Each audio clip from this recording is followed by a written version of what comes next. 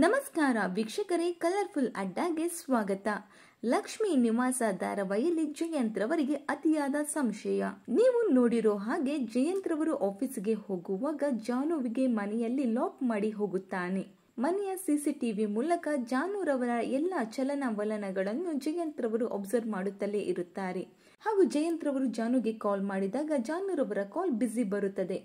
ಜಾನು ಕಾಲ್ ಬಿಸಿ ಬಂದಾಗ ಯಾರು ತುಂಬಾ ಬೇಕಾದವರ ಹತ್ತಿರ ಮಾತನಾಡುತ್ತಿದೆಯಾ ಅಂತ ಜಯಂತ್ ರವರು ಜಾನುನ ಬಳಿ ಕೇಳುತ್ತಾರೆ. ಅಂದರೆ ಇನ್ನು ಮುಂದೆ ಜಾನುವಿಗೆ ತನ್ನ ತವರು ಮನೆಯಿಂದ ದೂರ ಮಾಡುವ ಸಾಧ್ಯತೆ ಇದೆ.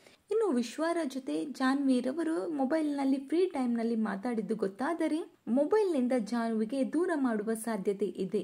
ಇನ್ನು ಮನೆಯ ವಸ್ತು ಆಚೆ ಈಚೆ ಆದರೆ ಹಿಂಸೆ ಕೊಡುವ ಸಾಧ್ಯತೆ ಇದೆ. ಇದರ ಕುರಿತು ನಿಮ್ಮ ಅನಿಸಿಕೆಗಳನ್ನ ಕಮೆಂಟ್ ಮೂಲಕ ತಿಳಿಸಿ. ಲಕ್ಷ್ಮೀ ನಿವಾಸ ನಿಮ್ಮ ಫೇವರೇಟ್ ಧಾರಾವಾಹಿಯಾಗಿದ್ದರೆ ಲೈಕ್ ಮಾಡಿ. Thank you.